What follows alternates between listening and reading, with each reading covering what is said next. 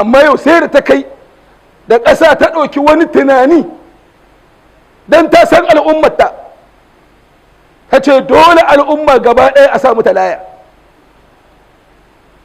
ai ba mu muke gwadi, mu muna da tabbat annabi ya yi gaskiya, ku da an sa laya da ba sa laya ba duk maha'inci Allah sai ya tona mashi asiri kuma sai ya wulakanta shi. wannan muna da ko an sa ko ba a sa haka ne, amma mutanenmu ake so su hudu ma'annata saboda muna huci suka yi shiru suka kyale, amma sai al'umma gwamnati da ƙasa ta gano cewar ai wannan al'umma akwai abin da take tsoro, ta ce laya a ɗaga ma mutane laya.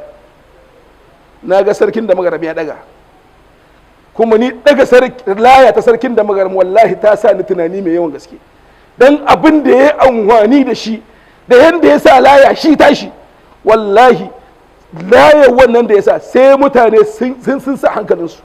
daga ciki abin da yake hodi, ko an cuci ƙasa, wannan kalmar da ya hodi kenan, ko an haɗa baki da kai a yi bokanci ko ture, duka wannan kalmar ya yi bayar da su. kuma a gaban malamai ya ɗaga wannan laya ya ce su a rawar sa musu a nan gurin. to tsakani da Allah ture da tsahe-tsahe da tsibbace-tsibbace su ba suke yi, ba su malaman suke yi ba. ashe wannan izina ce ko ba a gare ku layar na hadda ku. duk wani malami da ya ma wani abu dan a cuci ƙasa ko a zalimci wani, wallahi wannan la sai ta kama shi. sannan bangare da sarki yayi cewar ko ka cuci ƙasarka, cutar ƙasawa ba ta tsaya ba ga sai an nemo ɗan ta'adda. ɗan ta'adda cutar ƙasa yake, ɓarawan ma da yake sace kuɗin al'umma shi cutar ƙasa yake wa. a tara kuɗin al'umma ka sace ka cuci ƙasa ko ba ka bane ba. shi ma sarki ya ce hadda shi wanda ya cuci ƙasa. kenan abin da nake so ku gane anan, idan za a yi gyara a ce daga yau duk wanda ya ƙara, wa'inda suka ta yin nan fa in an ce haka ne za a yi ƙasa gaba da halaka zati. an gane ko wanda ya gani a yanzu bai hwaɗi ba, ko ana nan ana yi ya san da ana abin yake hwaɗi. an gane ko to amma abin limit. amma an ce wanda ya cuci ƙasa a kan laya, to wallahi magana babba ce. ni wani san babba ce, kuma kun san babba ce, ko ba gaskiya ba. kenan don haka abin da muke so da yau 'yan Nijar muna so ku sake sabuwar rayuwa, ku zama sabon mutane. daga yau duk wanda ya cuci al'ummar ƙasar Nijar, daga yau duk wanda yake da hannu ko ya san wasu mutane masu son cutar ƙasar Nijar, to mun bar su da Allah, kuma Allah ba zai kyale su ba.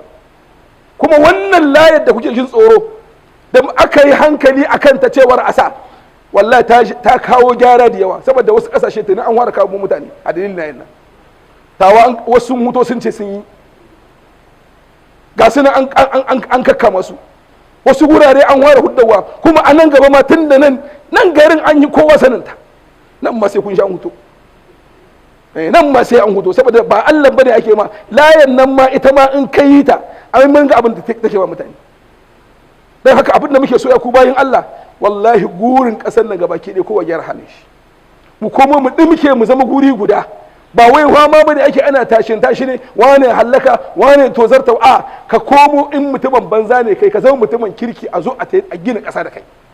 kawai shi ne abin da ake gudun waka.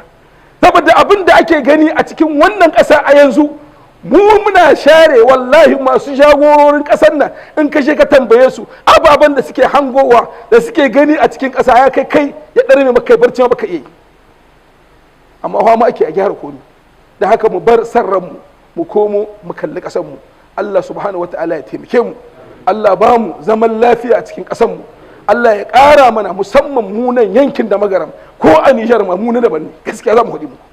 wallahi ko a Nijar mu na da magaram, wallahi ni'imar da Allah ya mu yawa gare ta. ku ci gaba da addu'a, Allah ƙara mana wannan ni'ima, ku ci gaba da kiyaye dokokin Allah, sai Allah subhanahu wa ta'ala ya kare ku.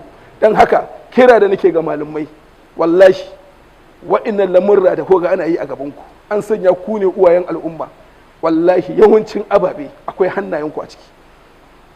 mutum zai saci kudin kasa zai kawo maka bayani a liƙe bakin mutane, ka cuci kasa kai ma. da kai za a haɗu dan a cuci wani, ka cuci ƙasa kai ma.